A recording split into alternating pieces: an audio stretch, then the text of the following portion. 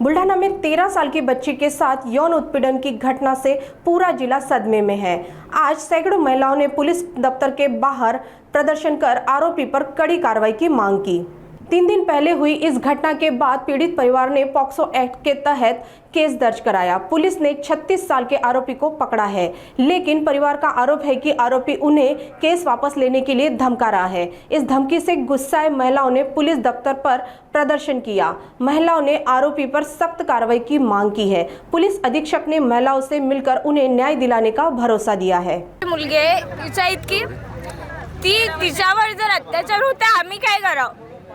आमचं काय? कारण आम्ही तर छोटेच आहोत ना। ठीक आहे, मी समजदार आहे, ते म्हणतात की तुम्ही नंबरवर फोन करा, हे करा। माझं ठीक आहे, माझ्याकडे मोबाईल आहे, हिच्याकडे कुठून मोबाईल? हिचे आई बाबा देतील का? मग ती काय करेल? आम्ही तुम्ही जर घरात जाऊन करत आहे तर आम्ही काय म्हणावं? आमच्या इथे कोणीच घरी नसते, सगळ्यांचे आई बाबा शेतात जातात, सर्व गरीब आहेत, काय करतील? आम्ही ठीक आहे, माझे मम्मी पप्पा घरी असतात, मी करू शकते, माझ्या घरी कोणी येणार नाही। मला बहीण नाही, पण ह्या माझ्या बहिणी नाही आहेत का? आणि जर आज तिच्यावरती वेळा माझ्यावर नसेल का?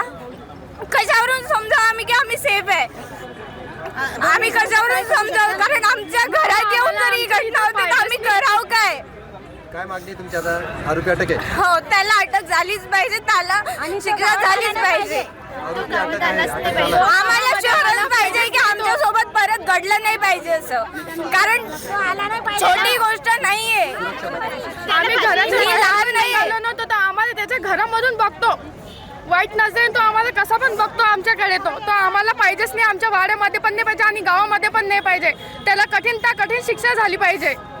कंप्लेंट करायला जातो त्यावेळेस तर कंप्लेंट तर लवकर होतच नाही, पण मंगेश सावडीची वाट पाहायला जाते तेव्हा कुठे कंप्लेंट होते आणि कंप्लेंट झाल्यानंतरही आमच्यावर वा कंप्लेंट करायच्या आधीपासूनच आमच्यावर प्रेशर टाकलं जातं की बा केसा मागे घ्या। आता मला सांगा, अल्पवयीन मुलगी त्याच्यावर एवढा गंभीर गुन्हा झाला, तिच्यासाठी अख्खं गाव गोळा झालं आणि या व्यक्तीने प्रतिनिधी म्हणून त्या मुलीच्या बाजूनी आणि त्याच्या बाजूनी उभं राहायला पाहिजे का त्या आरोपीच्या बाजूनी त्यांनी उभं राहायला पाहिजे, याचं उत्तर आम्हाला तुमच्याकडून पाहिजे।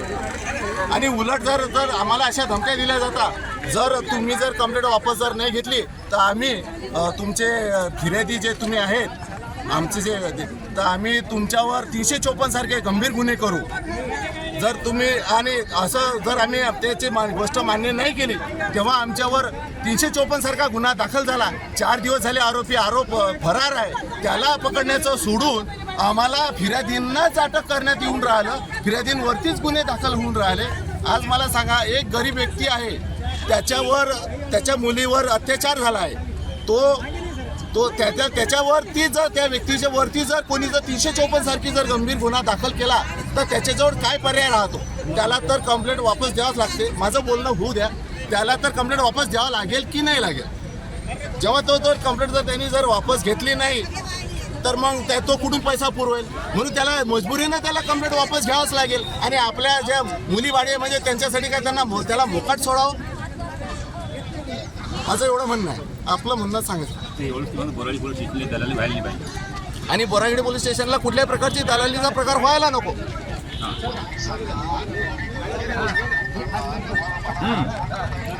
सर, आम्हाला तुमच्यापर्यंत पोहोचूच दिल्या जात नाही, तुमच्याच नावाखाली ते चालते, आम्हाला तुमच्यापर्यंत पोहोचूच दिलं जात नाही। तुमच्यापर्यंत मी सांगितलं की तुमच्यापर्यंत आम्हाला पोहोचूच दिलं जात नाही। हा मंगेश जो आहे तो